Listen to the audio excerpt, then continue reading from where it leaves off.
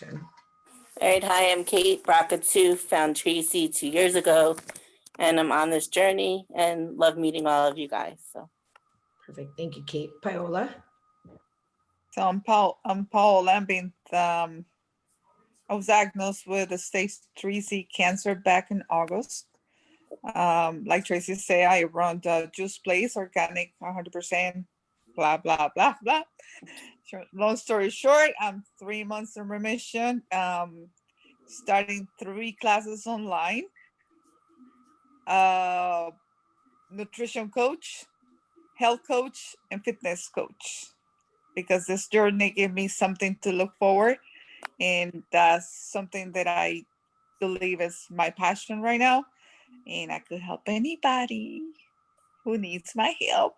And I have so much knowledge on where I work right now that is something that I really want to enjoy and just help other people. Perfect. Thank you. Brittany? Okay, so I'm bad at introductions. I was diagnosed with stage 3 breast cancer in 2018. They basically said that like my whole right side was covered in cancer. I don't carry any genes for it. I had a 3% chance of getting it. So, 16 weeks of chemo, all that good stuff. I've been a social worker for over 12 years, but I haven't worked since I've had cancer. So now I'm trying to find like new avenues of ways to help people that don't really require me going from home to home and things like that, because, chemo is the gift that keeps on giving, and my body isn't exactly what it used to be. So, well, thank you so much for coming on and sharing your story and joining us. I'm excited to do this with you guys and meet you all. Mary? Hello. I was diagnosed breast cancer in 2019. I mean, I don't know what much to say. Thank God. I was in I apologize. My brain is everywhere. I'm not a BRCA carrier, but no family history. But one of the things I love about coming to these meetings and in this group is that you learn something new every day. And like I say every time, I hate that I got cancer, but I meet so many people because of it. So that's the only thing I could thank cancer for. So anything that I could do, that I could help, I'm here. Thank you, Mary. Mary?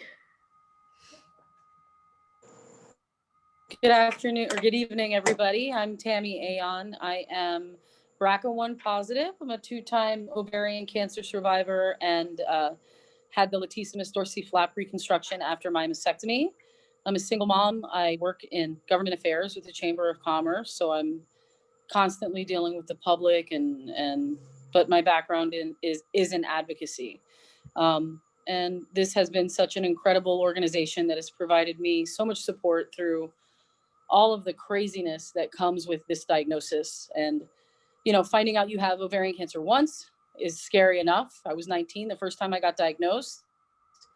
And then the second time I got diagnosed, I had already lost my mother to cancer. So it's been a very kind of traumatic and crazy journey. And it's wonderful to have so many amazing people to connect with that really understand what you're going through. Perfect. Thank you, Tammy.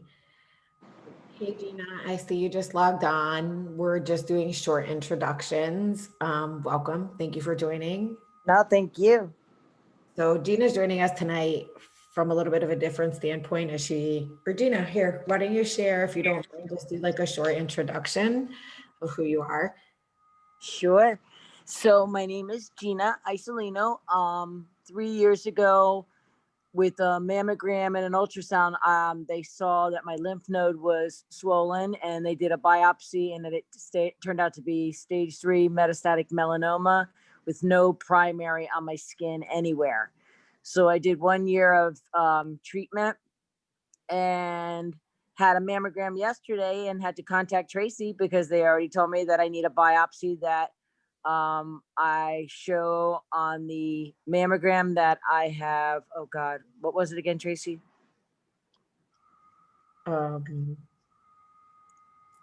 There's this 4 millimeter, you said? Yeah, 4 millimeters of, oh God, I can't remember the wording. Of a mass that they basically said is either precancer or Right, they couldn't really guide her. right. So I'm going for the biopsy on Monday. Thank And that's where I'm at today. Well, thank you, Gina. I'm glad you were able to make it. You're in a safe environment where obviously Nah, all the rest thank of you. So I actually had Gina was in our transformational photo shoot in December of last year. So it was an amazing opportunity to meet all of these women and obviously come together. So what I'm going to do is I'm going to mute everybody now. I'm Tracy Milgram Posner, the founder of BRCA Strong. For those of you that don't know me, I created this foundation based on my own personal story, where we inspire, empower, advocate, and support survivors, and thrivers to eliminate the feeling of isolation and help you feel whole again. We do that by funding post-mastectomy garments, lymphedema sleeves, post-mastectomy pillows. My mission when I started this was to make sure that every woman felt whole again throughout their journey, as I know what it's like to, forget who we are, what we are, the basic self-care and self-love that we often say is absent, that we forget about. So obviously, as you guys know, we have a great social media live network out there, and I was able to connect with Aly Rae, who is a model and actress, and who is a breast cancer and BRCA activist, who's an active person in our community, living the daily life of, what we do, but on a different spectrum where, she was young, she's going to tell you her story. But as I brought her on tonight, for a really important topic of, loving yourself unconditionally. And I know personally it's absent. And what can we do to make this not be so absent in our lives? And following her and watching her stories and hearing the comments and things that people have to say, she's a one boob badass, right? You guys are going to hear. And these are things that we need to accept in our society around us and make sure our voices are heard and known, no matter whether we feel like we're being repetitive and just saying, oh, today somebody made a stupid comment. That stupid comment can impact somebody in such a different way that they lose their mind and can't control themselves or don't know how to internalize it and make a bad choice. So thank you so much, Aly Rae, for coming on. We're so excited to have you. And I'll turn the mic over to you now. Thank you. First of all, thank you for having me. Stories are all like I'm a little teary-eyed because I'm a very emotional person, so I definitely wear my heart on my sleeve. So hearing that was just thank you for sharing those your stories with me, and I still have chills. But okay, so I when I was 18 years old, I found out that my mom had breast cancer. This came after my father passed away from brain cancer. So cancer had ruined my life before. So he died from brain cancer when I was 13. So I definitely have felt the effects of cancer. My mom was adopted, so she had no idea previous history, anything like that. So when she was diagnosed with breast cancer, they had her tested and she was positive for BRCA.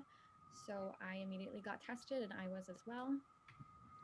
It was right then and there at 18 years old that I had decided that I was not going to make my family go through what what we had already gone through again, because, I had the choice to potentially save my life and I wasn't going to hesitate. I wasn't going to think about it. I just knew that I never wanted anyone in my family to have to sit and cry over a cancer diagnosis if I could help it. So I did that. I met my husband probably 5 days after I found out. I sat him down on our first date, told him that I was going to have a double mastectomy. He was in or he was out. He said he was in, and we got married and I had my surgery. I had my first surgery July 25th, 2017. The next day I had a blood clot on my left breast. So I had to go back into emergency surgery. When I was in that surgery, he left water behind and I started to grow bacteria in my breast.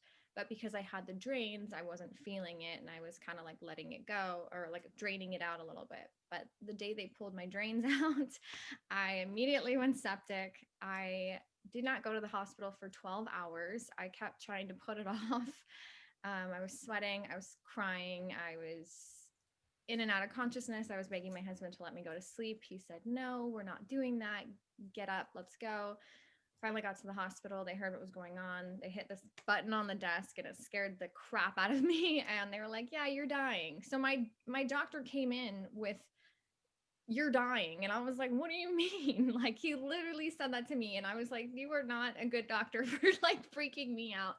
And he just looked at me and said, "I don't know what to do. What do you want me to do?" And I was like, "I didn't go to med school. Like, please just figure it out." So I went into surgery not knowing anything. He had no plan. He had nothing. He just was like, "We'll see." And so I woke up the next day, thank God. And my husband was there and he was like, "Do you want me to tell you, or do you know?" And I was like, "It's okay. I already know." I had no idea what he was talking about. I just kind of was like, "Sure, yeah, I know what's going on." And he was like, "Cool," and went to the bathroom, and I like looked down my shirt and I just had a hole here. And so I was completely flat on this side and not on this side. And I had been a model for, at that point, maybe 6-7 years. So I told my agent what was going on. My agent was not happy. They called me in as soon as I could, bring myself in, and they dropped me because I was no longer sexy to men. Literally the words they told me: "You're no longer sexy to men. Nobody wants to see you in a bathing suit." And I was done. And I was like, wow. You could have let me healed first. Like, you could have let me address. I wasn't working. I wasn't doing anything. They brought me in with the intention of just talking to me and seeing how I was feeling. And I left with nothing. My career was stripped away from me. And I went home going, "What the heck did I do with my life? Like, what did I, what happened?"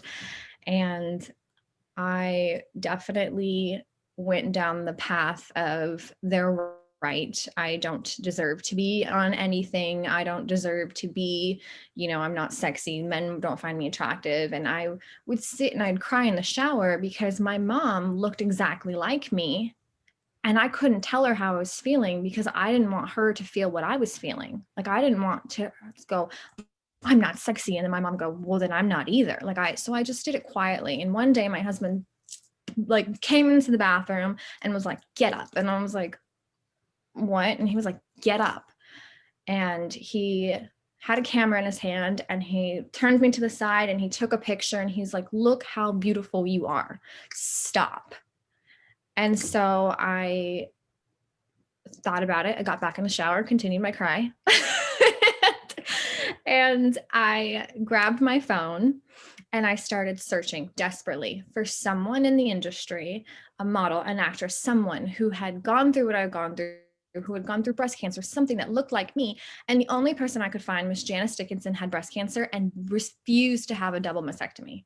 And that killed me because there was nobody. And I say it all the time, if I had picked up my phone that day and just found one person to make me feel whole, I would have been able to get out of the shower that day, and I didn't. And so I looked at the picture my husband took, and I'm sitting in the shower and I'm just distraught. And I'm like, you know what?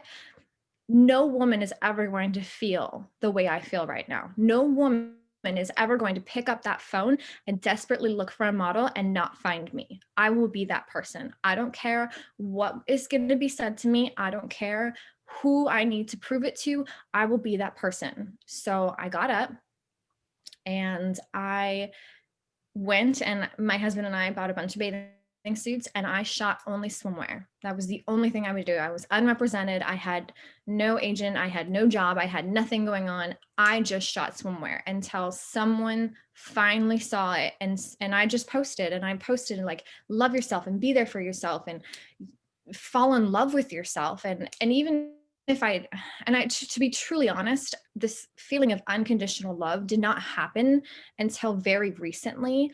I mean, I had my ups and my downs of, I hate the way I look. I love the way I look. I know I would go into a grocery store and I felt like everybody could tell, even though I had a hoodie all the way up, like a zipper, you know, and I would look at people and go, they know that I'm different. And my husband's like, they don't, I promise you, I assure you, nobody knows.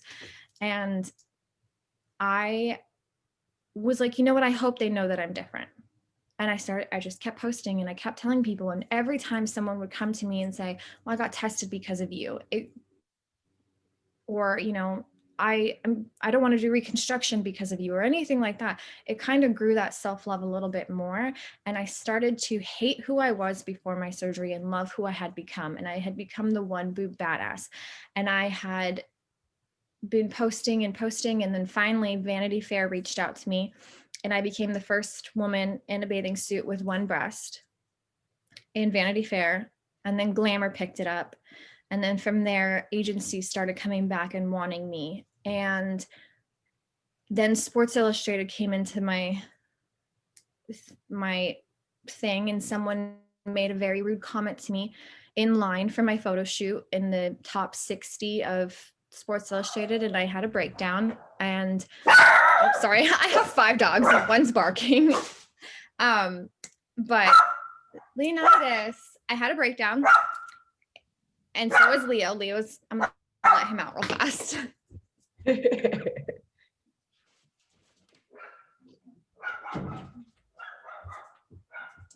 He was sleeping all quietly and then decided he didn't want to. I was in the line for my photo shoot, and this girl, one of the editors put me in a specific bathing suit that showed off my scars because they were like all about it. And, you know, they're about loving yourself and being there for yourself. And I was adjusting my bathing suit and a girl made a comment about my scars and was like, I don't know why you're making a big deal about showing them. We all have our boobs done. And I was like, I want to go home. And so I went home and I couldn't do it. And so that was last year in Miami. And now I really thought about it and I thought about what was said to me. And I think about all the comments that have been made to me. And it was never, the reason why I was able to find self-love for myself was because it was never for me. I always wanted to show women that the day that I decided that I would be that was the day that I found my purpose in life. And I was able to fall in love with everyone's stories and hearing how I could be helpful and, you know, being there for women. And that's really what moved me to be who I am today. This feeling of unconditional love is so difficult, and I know it is. And I talk about it and I act like, you know, I feel like maybe sometimes I make it look like it's easy for me. It was easy for me because I had posted and then the next post and the next post, but there was a lot of times in between the posts where there were nervous breakdowns and crying and tears and mean comments. And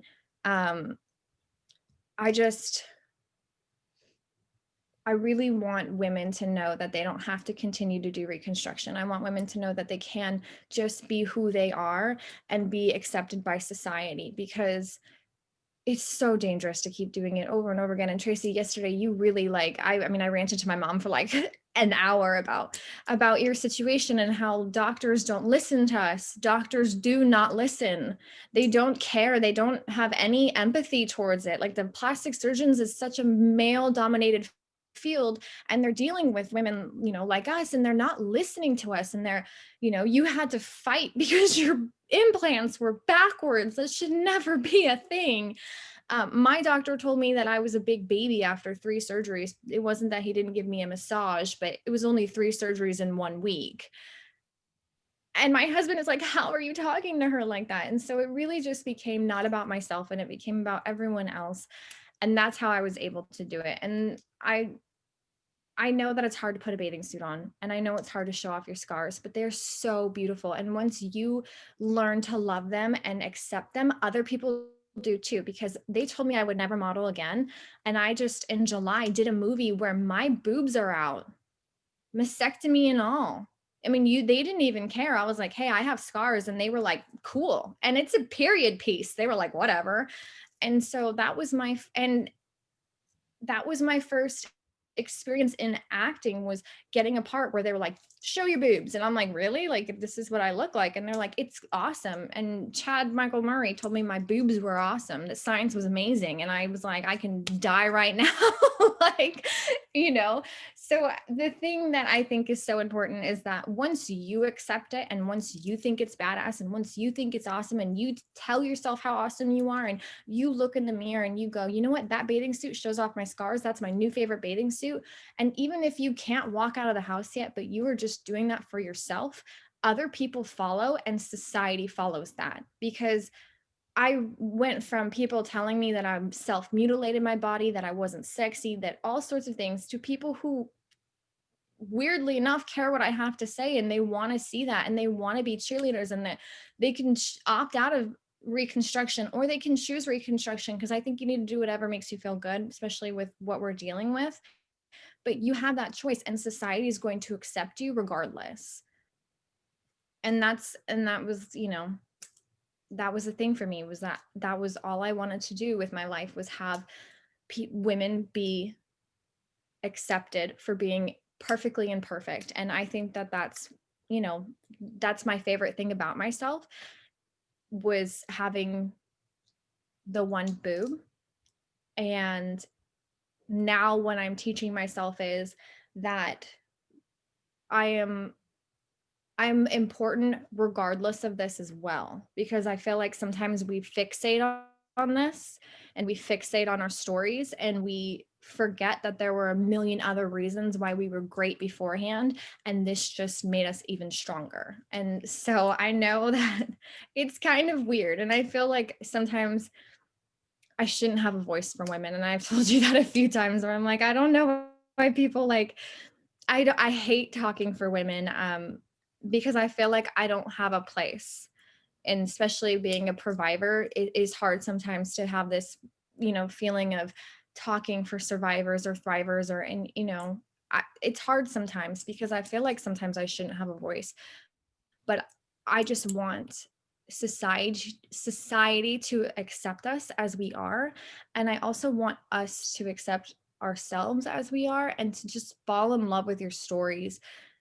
Because I mean, you guys, seriously, all of you are just so beautiful and so amazing. And just hearing your stories earlier, you know, I only heard 5 seconds of it, and I had chills, and I just want to know more. And that's the biggest thing for me, is the fight for women.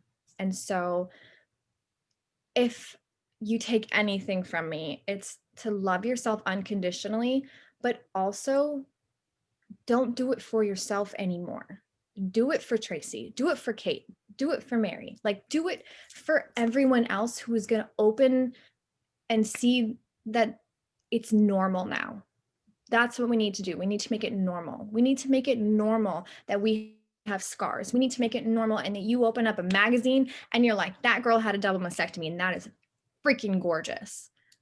That woman is a survivor. That woman is a thriver. That woman is a provider. Whatever it is, it needs to be normalized. It needs to be normal. It needs to be like, this woman chose to save her life. This woman survived. This woman is, you know, amazing. And that it needs to not be about, oh, what society thinks is normal, because who gives a shit about society? I mean, what have they decided for us? Like, what's normal, really? right, like, right? you know, in the modeling world, you know, as being a size 0 was the norm, and not eating. And now our sample sizes are from like a 4 to a 6. So like, even there, like in the industry itself, it's evolving, and people are, you know, normalizing normal bodies, which thank God, because I'm short, and I am not like this 5'11" skinny model. Like I'm just not that. And so I know I tangent onto the modeling industry, but it all goes together. Like, you know, it's about society. And first of all, men should not decide anything for us, period. They should not decide what's sexy and what's not. Like, they don't know. Bye.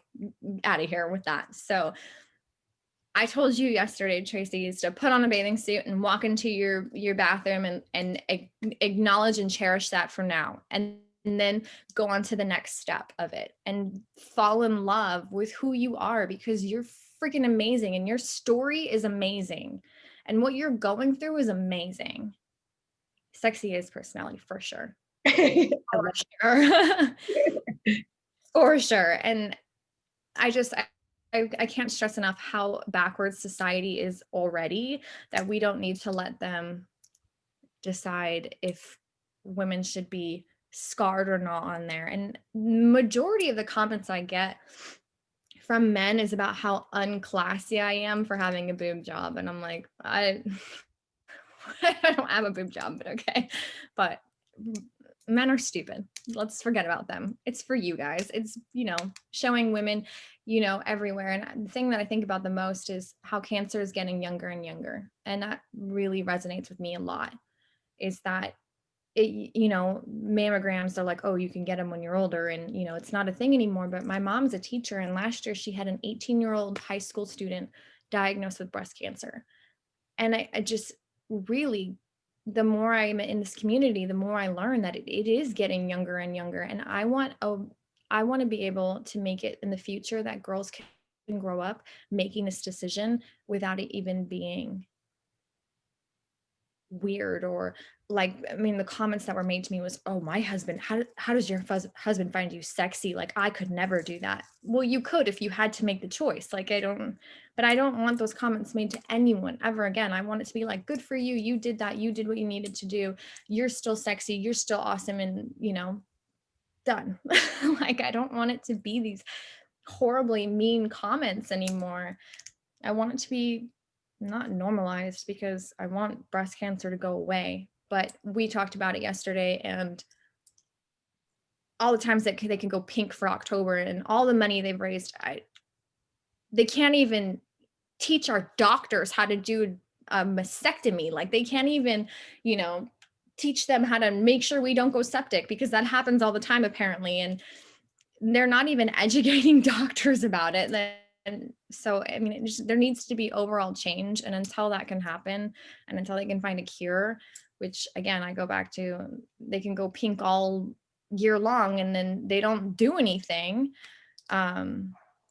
It's just, I want to normalize it until it can go away.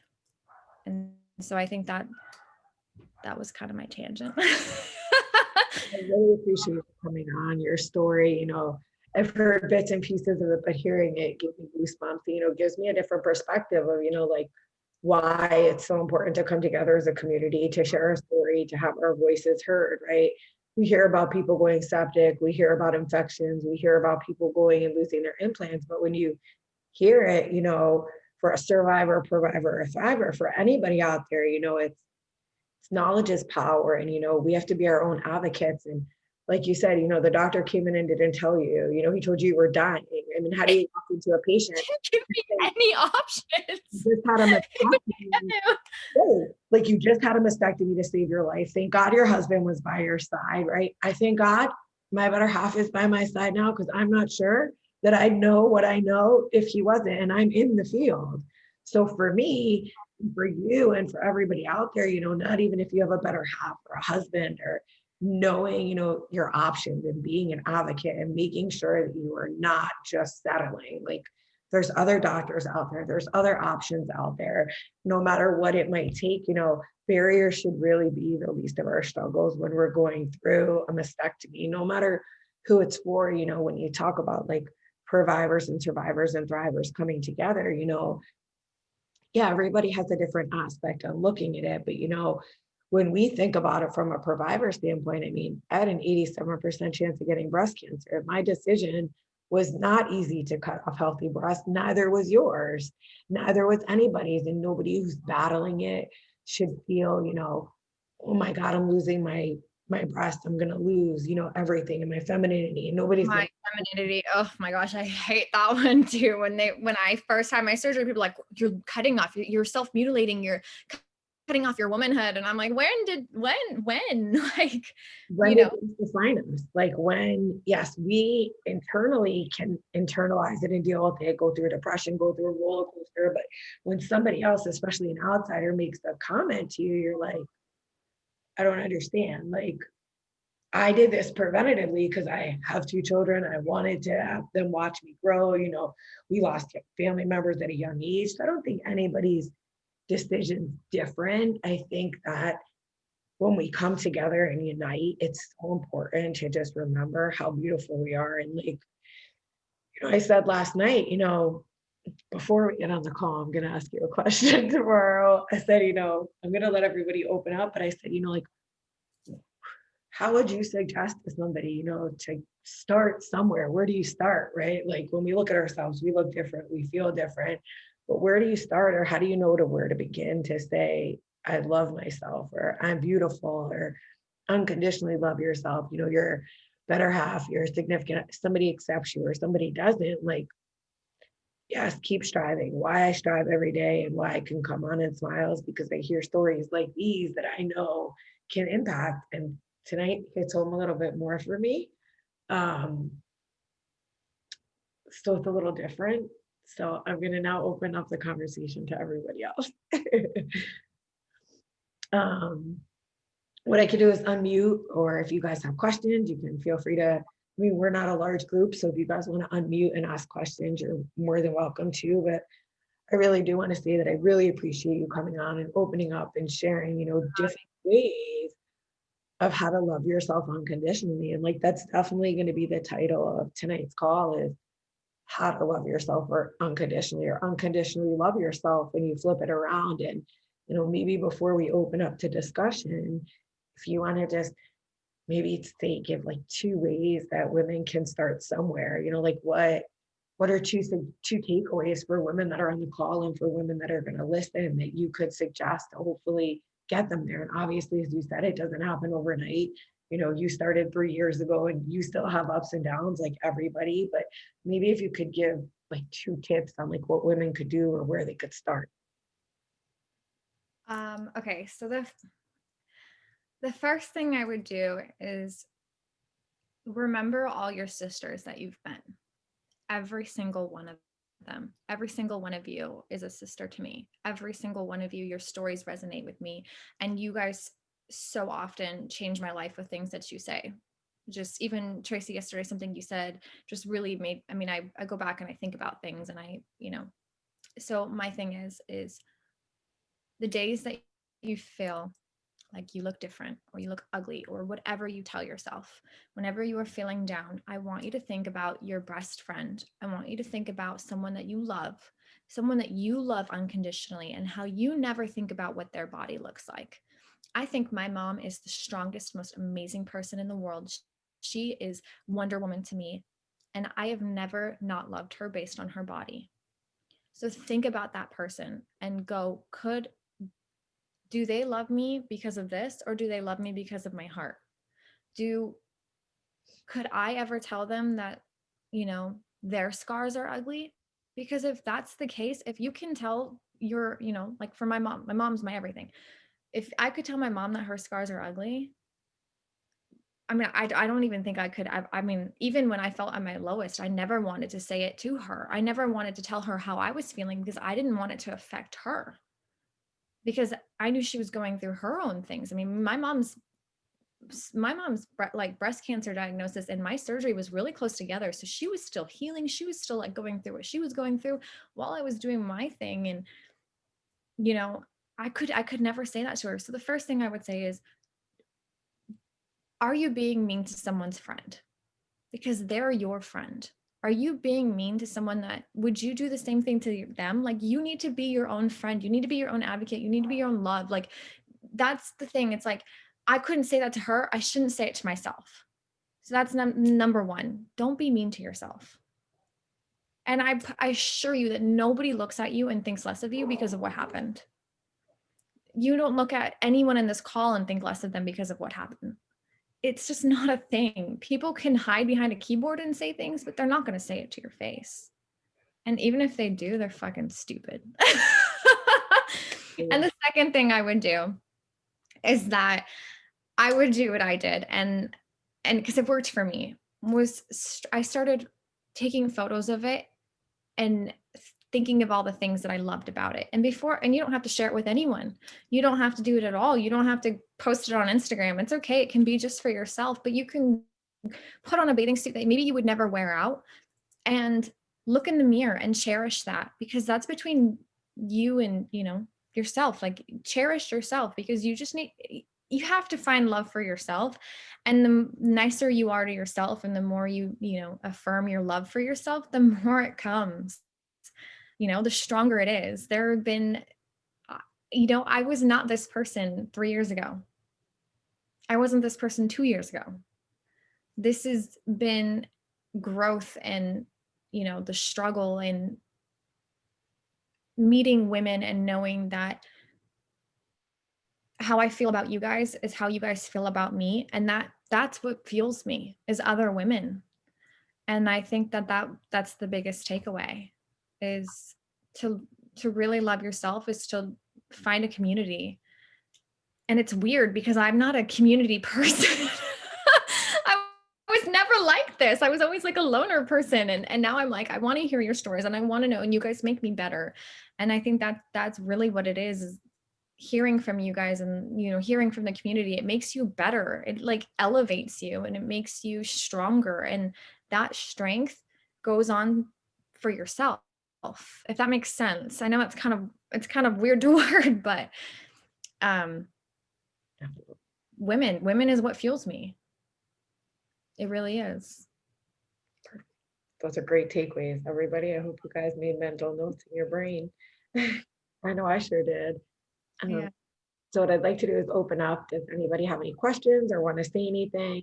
I'm more than happy. I'll just unmute everybody for now. Does anybody have any questions, or does anybody want to say anything? I just want to say thank you for like really sharing this, because when I first had my surgery, I had one breast. Like, I had a lot of complications with my procedure, and I had to spend like 6 months without a boob. And I just remember feeling so like strange and not myself and uncomfortable. And even now still, because everything is reconstructed. So the top half of my body kind of looks like it was sewn back on. And sometimes that's really hard and then you have scars from the ovarian cancer. So your whole body, and unlike a lot of people on this call, I don't have a husband. I don't have a boyfriend. Like, being single with this is a whole other finding, figuring out you're sexy or feeling sexy for strangers. There's definitely it's definitely a really scary experience. So listening to you and all of that was very helpful. So thank you so much for sharing. Thank you. I just wanted to say, my mom is single. My dad passed away. So she had her own complications during surgery, and they actually put her implant on top of each other. Like, it's like this. I can't explain it. But I will tell you, from what I've learned and being in the community and talking to people, and, I have a community of people that are not breast cancer survivors or providers or anybody. They're just people who like to, who want to know about, because you can take what I say and turn it into anything about body positivity. I mean, you can love yourself unconditionally for anything. And the biggest cheerleaders, and it's crazy, are men. Men love being unapologetically you, and they think it's sexy, and it's attractive when a woman is themselves and loves themselves fully. And so it's crazy that the people who usually say mean things to me are other women. So just so you know, going into the dating, like when you're dating and stuff, men do find you sexy, and being yourself and being unapologetically you is sexy. And so it doesn't matter the scars. You're sexy and you know it. Thank you. Definitely, obviously, as Tammy said, women don't talk about like going through and being single, Yeah, for sure. It's definitely a transition in life. I was divorced. I never said I'd meet somebody. I never thought he'd accept my scars. I mean, I think he accepts them more than I do, to be quite honest with you. Like, it's okay. There will be that time that obviously when it's right, you'll meet somebody and they'll accept you. And if not, I hate to say it, screw them. They're not worth it. And It's just funny that on a lot of these calls or in a lot of these kind of support groups, everybody really, a lot of people talk about, well, my husband did this with me and I went through all my surgeries by myself. So it's a different experience when you don't have the whole experience. I think is very different when you don't have, and when you're like having hysterectomies and giving up opportunities to have kids, and you're sitting there by yourself listening to the people next to you who had the same surgery with their family. It's a unique experience. And I think in a lot of these types of calls or support groups, everybody talks about, well, my husband did this or my boyfriend did this or and it's a different experience for somebody that goes through it alone. For sure. I mean, I had my daughter who's awesome, but it's, like obviously talking about sexuality and feeling beautiful and those types of things. It's a different experience when you don't have when you don't have a partner there kind of cheering you on, For sure. So to her point is more, I went through basically by myself. From August, I had a boyfriend for 7 years, and I had my chemo from October to February. And in January, I decided to see you later. I don't want to be with you. I don't feel supported enough. I'm doing this by myself. I mean, my sister was with me the whole time and was my support. My daughter is in Indianapolis going to school, so she was supporting me from miles away. But having a partner is really not necessary, and it's not a priority. It's the other one. No, it's the Yourself, your own person, your mind, your brain, and your body should be entwined and one. So you have to be strong enough to go through what we all went through. And while we can do for other people because of the journey we were with it actually, and the journey that other people are going through, we are, like you, Aly, our biggest fan, or we are each other's biggest fan, and we can help each other by, like I say on the beginning of the call, I'm helping other people by working in displaced and youth areas. I found so many people that they're going through the same thing that I went through, and I talk to them and I follow them and they follow me and they see what I went through, no matter if it's cancer or the loss of baby. They feel that we are all one. So not having, we all one person right now, we're support each other. We don't need a man. Like Aly said, and I'm gonna take your words, and I don't say bad words, I say fuck man. Because we are soul warriors. And I'm Christian. And I'm gonna tell you, God gives the toughest and the toughest battles to the best warriors. And we are single moms, household, everything. So girls, we got the power. Yep. We got the power. We don't need anybody. Love We it. don't need Nope. guys. I'm telling you, men are just so dumb. I mean, you have a husband and respect your husband and whoever, everybody in the call, whoever. Glad for you that you have a husband. I'm on my own. I live by myself. I support myself. I don't need anybody. And like I say, I'm going to school. I'm online. I'm doing all the stuff by myself. In the last a year and a half, I broke down 4 times. And I see my body and I look in the mirror and I said, I'm beautiful. I don't care. I mean, I feel these things are so hard like a rock, but I don't care. I feel beautiful.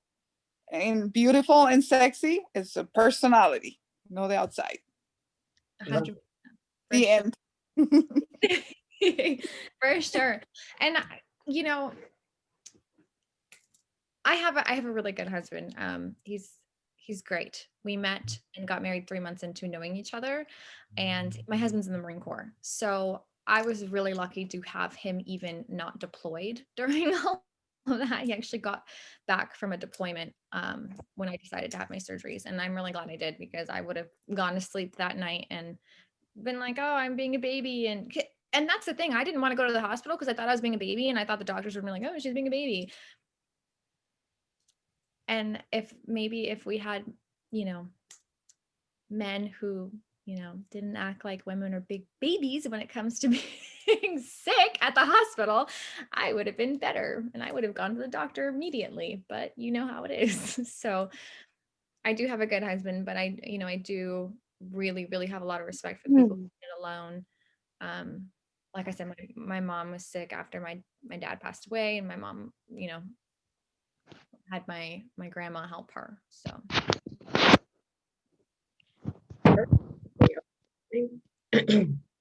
Sorry, my voice is fading out. Go ahead, Gina. Let me unmute you. Hold on, wait. You're muted. Go ahead. Okay. So, like I said, as of 3 years past with the metastatic melanoma, and I'm new, like I said, with the biopsy with the breast cancer just as of yesterday. And of course, the first person I texted was you, Tracy, and thank you for answering me and helping me. I have to say, I wanted to touch base on the part when I'm sorry, what was her name, the speaker? I'm Aly. Hi, Aly. Hi.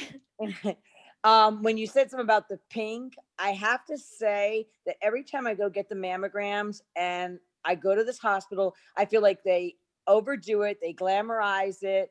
This is just my opinion, so I don't want to offend anybody. Okay. It's, beautiful. You walk in but the minute, like when I was diagnosed with the melanoma, they immediately pulled me out of the beautiful pink room and brought me to a room, like, cause I was crying and they didn't want to show any of the girls like in the hallway in the beautiful pink room. Oh God, there's someone who's crying back there. So yesterday, again, I'm in the same pink room and I thought my gut told me something was going to be wrong. And as soon as the lady opened the door to tell me that I needed a biopsy, I feel that, I also work in the medical field and I don't feel that they're taught enough of like a little bit of sympathy. I understand if you're working and you're doing something over and over, but still, this is, be sympathetic. She had her hand on the door, like she really didn't want to even be bothering me. And I was like, excuse me, I have a couple of questions for you. And she was like, well, go on into the next room, of course, because I was, a little bit crying. And the next room meant, let me have your insurance. Let's see how you're going to pay for the biopsy and schedule it. And of course, like I said, they got me out of and as soon as they were trying to escort me out the room, it's like their little thank you was handing me the beautiful pink scarf that said strength. And again, I'm not trying to disrespect anyone, but as soon as you get diagnosed, it's not what I wanted, like the little pink scarf right away. You know what I'm saying? And I feel that it was all women that worked there and they too, like they weren't very sympathetic. That's twice now with the cancer and I don't feel the sympathy and at all. For sure. Yeah, doctors definitely have not been taught bedside manner or empathy. No. Like you're talking about this. That money that we give you in October. Exactly. Oh no. How to do that right. at least? Like, give me that. Yeah. And Like, first just, question. yeah, What's horrible. your insurance? Who's your insurance? Okay, now we want to talk to you. Yeah. It's horrible. It's so much like that. And it's so terrible because, like I said, my mother had passed away from cancer. I have a sister who has like 10 different autoimmune diseases, but she's covered from neck to toe in tattoos. She just loves tattoos, but they treat her like an addict. They treat her like crap. And she's not so I mean, I've gone through this and my dad is a wheelchair bound vet. And then I've had cancer a couple times. And every time I've gone to the doctor, I just feel like it's like a transactional thing. It's not, right. I'm here because I care about you and I want to make you feel better. And I want to help you through this really painful situation. It's where's your money? How quickly can I get this done? It's horrible. It's such a horrible thing. And I agree with you with a lot of the pink stuff. Yeah. And again, I mean, if it meant like, God forbid, you know what I'm saying, whatever it is, I'll walk, I'll do whatever to support and all that stuff. And again, but there was one time when I was with the melanoma and I was short with my insurance and it was making me short with everything, like on my last treatment. And I was hustling like all my bills and everything. And I sat and I made a list of every single cancer foundation out there, and I never had asked for anything. And I called over probably 40 foundations and each one of them was like, sorry, we're out. So, and I'm like, okay, so where's all this money going to, to decorate the hospitals in the beautiful pink? And I say all the time, I'm like, because I know that, pink washing is like a thing. And a lot of people hate October and I totally get it. And I always tell my mom, I'm like, the least I can do is support in October and wear the pink, even though I'm over the pink, but because I want there to, because we're lucky because, and I mean, that's weird, but my dad died from brain cancer and nothing ever goes great for brain cancer. Nothing, they don't look into it. My dad died from glioblastoma. He had 2 weeks to live. It was fast. It was done. And that was the end of it. And it's like, that that was the end. And I always tell my mom, I'm like, before my mom had breast cancer, I always would get a little jealous, to be honest with you guys, that, the NFL would go pink and everything would go pink. And I would felt like, nobody cared about gray and nobody cared about blue and nobody cared about purple. And so now I'm like, we are lucky that we have so much money coming in, but at least do something for us. Right. If Right. you can't give me a cure, Right. which I get that. I guess that's asking a lot, right? If you're not going to give a cure, at least use it for education. At least use it Yes. for helping bills. Help someone, because I don't know where that money's going. And you're right. How are you out? I mean, there's so much money being raised all the time for breast cancer, and then you can't get yourself any help. Like there's just like this disconnect of, so like, yes, I'm grateful for, how everything goes pink. And I love that, we're Yes. raising money, but at least give me something to give it education. Teach women about the different types of implants. I mean, I don't even know anything about that. And I'm not educated in it. And I kind of just sat there and was like, fix me to the doctor. And the doctor was like, well, I don't know how. Like, at least teach them how. Like, I don't. Right. But that's the Right. problem, even for reconstruction. Brittany, I'm calling you on 1 second, okay? After reconstruction, if you think about it, there's no options. You go to one doctor and they're like, oh, we do implants. Well, if you don't know that there's another kind of plastic surgeon, and you could have D-flap or you can have a flat closure, you have to guide yourself, which is really kind of scary, especially in our world today. Look at all the situations that come up. There's no line of gold standard for breast reconstruction. I don't care what anybody says. You can With all the money they could educate, it could be There's so not- much easier. like the American Board of Plastic Surgery. They're huge, right? They do grants.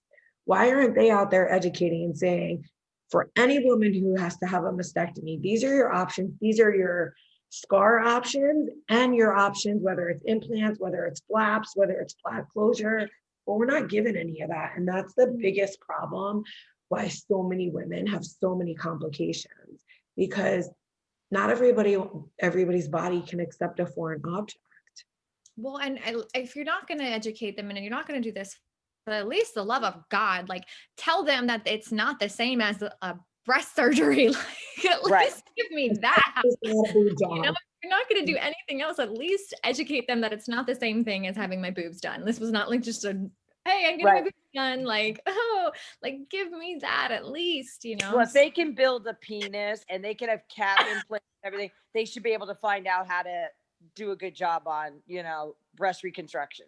You would think, but yeah. So Brittany, do you have a question?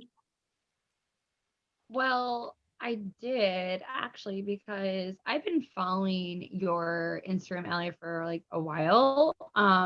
Because I was looking for women when I first was diagnosed with breast cancer out there who were like me, like young. Because in Ohio, where I live, it's not really common. We don't have a lot of women out here who have like breast cancer that are young, that went through what I went through. And I'm a single mom. I have a 7-year-old boy. He's awesome. His name is Aiden.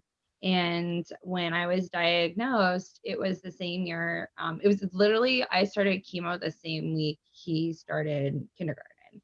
So I was blessed enough to have my mom there as my caregiver. She kind of swooped in, had our old house, and we moved back in there for a little while.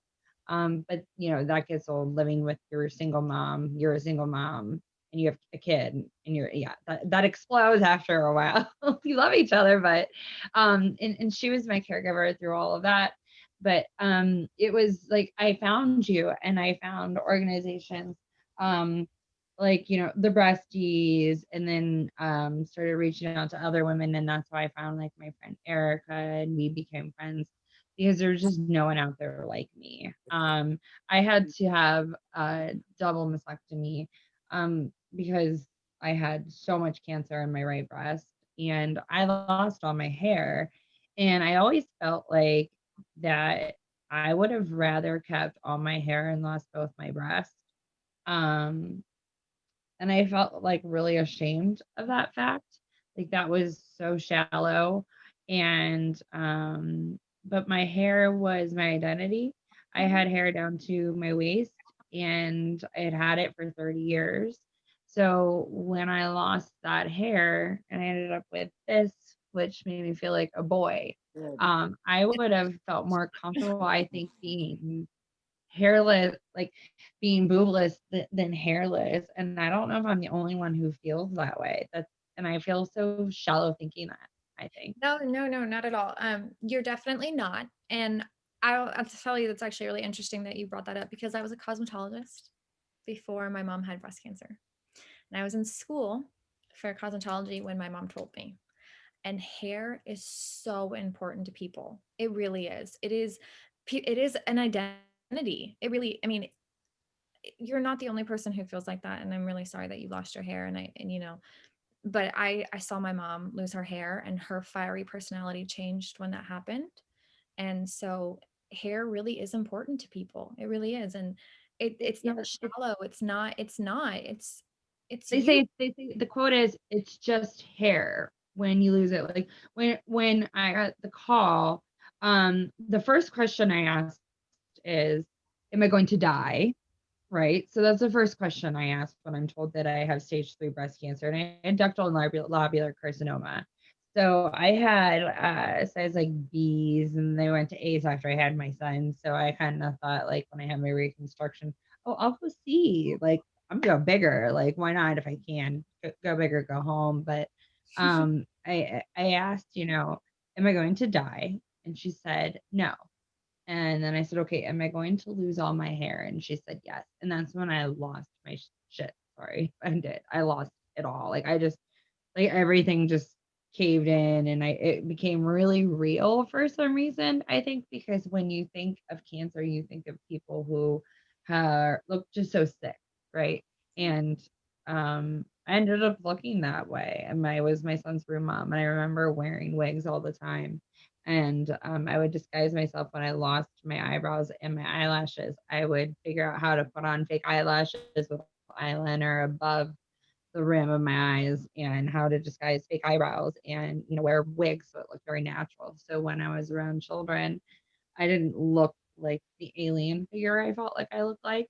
And I have not been able to feel sexual or pretty or hot or anything since then, since I got diagnosed and I lost my hair.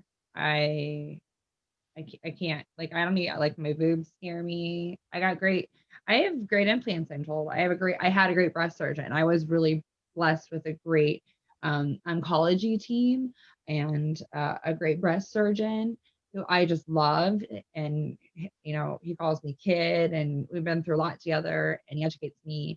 But I still, like, and I have a boyfriend, but it's top on all the time. Um, I'm not comfortable with it really being touched unless I've had, like, a lot to drink that night, like a bottle of wine or something. And that's really rare. And if I'm all done up, if I got my glam on, kind of thing, and I feel pretty. And I just now stopped wearing a wig because I was able to get my hair into somewhat of a bob, and it looks like crap right now. But It's to funny that have this short of hair, I just don't know I don't know how to feel good. it's actually funny that How do you rock it? when How do you do it? Paola, stand up. Show her your hair, Paola. Where are you? I don't know what Dr. Alexia has. I see she popped down. I don't know what her hair looks like today. Let's see. But look, Paola's hair was, oh, there she is. She's driving. She's in the ride. That's Dr. Alexia. Oh yeah, but I thought that was on purpose. No, No? my was I long. thought your hair was Here. on purpose, Brittany. I can take a picture. My long was hair up to here, and What? I look beautiful bald, and I look beautiful when I was shaved, and I look beautiful now. Even I don't You have sound any like my mom. You sound like my mom. That's what my mom would say to me. Yeah, And I look You look beautiful. no matter Like, I what. thought that was natural. You rock it though. Thank you. Nope, it's so curly. I grew up all curly, but that's mine. It's absolutely stunning. Look at it. And I took a shower It's and I didn't put stunning. anything but it's like, look, very curly. And everybody's like, It's so cute on you. you're a rocket girl. I say, hello. It's really cute on you. I was gonna tell you, Yeah, it does. popped in, I was like, oh, her hair is cute. Like it looks cute on you. I mean, and I get what you're saying because it's maybe it might be less about the hair and more about the identity, you know? Yep. It's not that you, it's not the hair really. I mean, it is, but it isn't. It's more, you have to learn to love a different side of you that you didn't get to choose. You know, you didn't choose this. It happened to you. So when it's like learning to love your body, you know, it's like learning to love who you are again. It's like you didn't choose this and now you're having to go back through and go, here, you know, like, okay, let's say I grew up with freckles, right? I mean, I have my whole face is freckled and I hated it growing up, but I had so much time to learn to love it and get older and and whatever. If I woke up tomorrow without freckles, I'd be like, what happened? And everybody would go, oh, you look normal, you look the same, you look beautiful. And to me, I would know that it was not who I am. So you had your identity as, you know, I'm beautiful with my long hair, and then you lost your hair, and so you have to go through, loving yourself with the short hair. And you look adorable with short hair. I mean, it looks super cute on you. Thank you.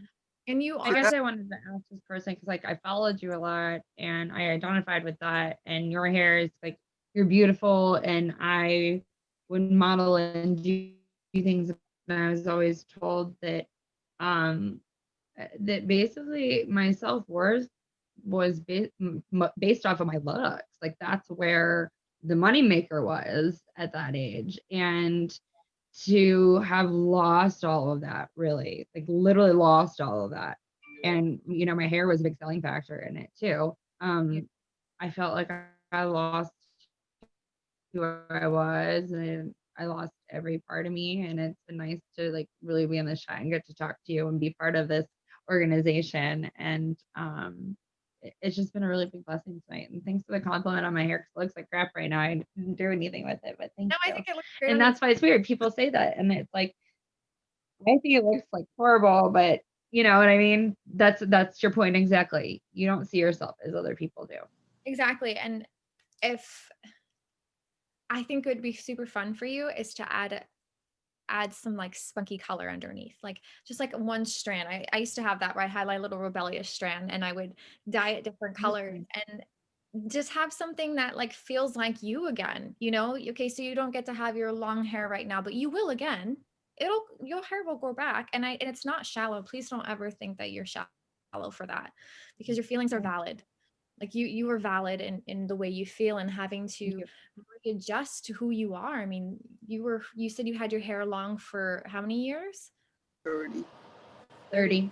See, I mean, and that was who you were for 30 years, and now you were forced to do it. And I'll tell you that I had, being a hairstylist for many, many years, I would have women who would come in and with long hair and go, I want a bob. And we would go, are you sure? And they'd go, yeah, I'm sure. And then we cut the bob and they'd cry. It's just what we do.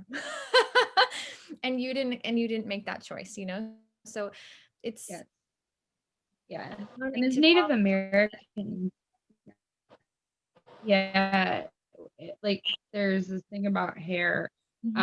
Who braids your hair, right? Who does your hair? Who brushes your hair? So for instance, whoever braids your hair, the energy of that person is being put into you, into that braid. So you braid with this positive energy. So if I let you braid my hair, if I let you do my hair, I'm allowing your energy into me, because hair is seen as something that is, you know, it's part of who you are. It's part of your soul. It's part of your body. It's your identity. So I think that's why it was so hard for me too. And as a young girl and growing up Catholic and things with long hair and being a Native American and Italian and Indian, like all that stuff was just different, I think. So I love the but idea all of, of you women are so beautiful. I like the idea that it's a part of your soul, because I feel like, and my mom always says she's like a phoenix rising from the ashes, where she was this person and then it was, stripped. So like, your hair was your soul and it was stripped away, and now it's coming back, and you can be whoever you want to be now. You can, as it grows out, as it's growing out, you should really put in the intention of who you are now, the strengths that you have learned. You're being born again through your hair. I mean, that's your soul, right? That's like you're in your culture, what you believe. So put that into that, like, every day tell yourself, like, you know what, my hair is growing back and it's this much longer, and tell yourself something new of who you became now. And that's how you fall in love with it. Does that make sense? That's like the best advice I've received about my hair ever, actually. Because I don't talk about it a lot because it seems shallow sometimes, or like on group things. And that's like really good advice, and it's ironic you say that, because when I was diagnosed with cancer, I tried to be very positive, and I said, well, in order for God to save me, he must almost kill me and take everything out of me and then rebuild me up like a phoenix rising from the ashes and rebuild me.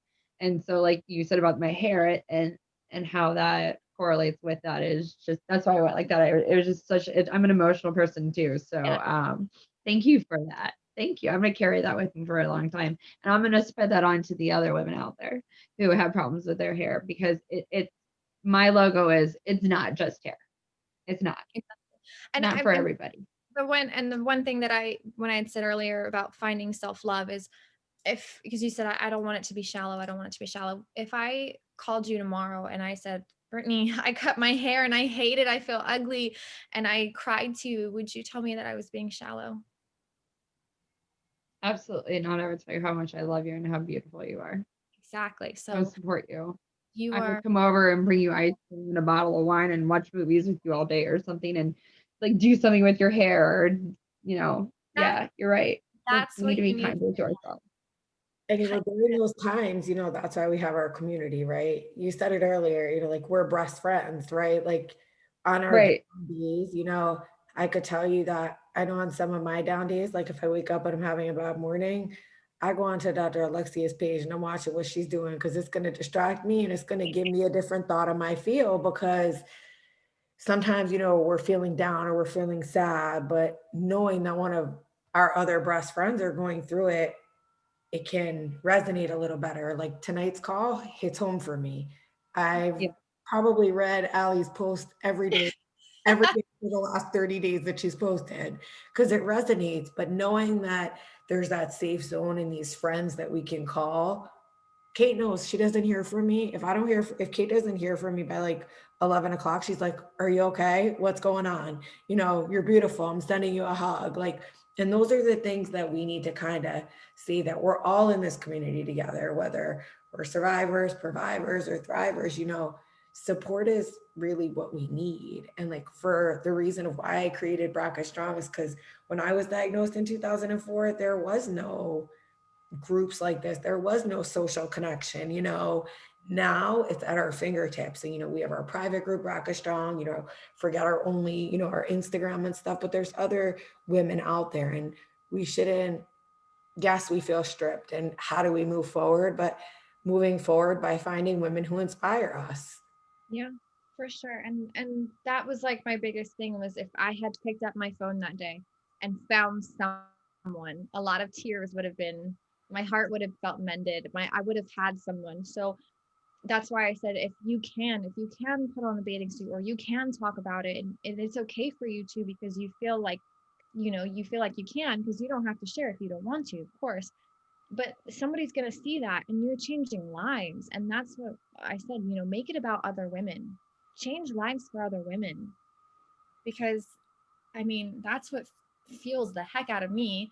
Like, I love helping women. Like, I love being, again, I still find it crazy that people care what I have to say, because I'm me, but knowing that I can help someone, that's why I will write the post that day. And sometimes I write things that they are hard to talk about, but I know that I can handle the mean things that might be said to me, but I know that some women can't. And if I can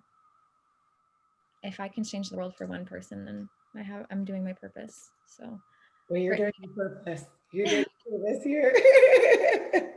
I really think you should think of it as your hair is your soul, and you're becoming this new person. And as it grows out, you will appreciate it and love it more now, because it has more meaning to it, you know, because every day you're putting the intention of what the person you've become is. So I think that's really cool. Love that. Love it. Absolutely love it. Does anybody have anything else to say? I'm so glad I made a bunch of breast friends today. Breast friends, seriously. And I really hope I get to continue with this group, because you are all absolutely amazing. And I am so glad to have been invited. And thank you for the win. Oh my gosh, I'm so excited about it. That's all I have to say. I'm so excited. Your basket will go out tomorrow. Oh my gosh. I saw your size. I'm 99% sure I have it in stock. I will send it out to you. I'm glad that we were able to connect, and anything we can do to help any one of you, please feel free to reach out to me or myself, Kate, or Tammy, any of our board members. I'm super grateful, Aly, for you coming on and opening up and really sharing how important it is to unconditionally love yourself. So when I close out tonight, what I'd like to maybe do is give everybody a challenge, is to take a picture of yourself.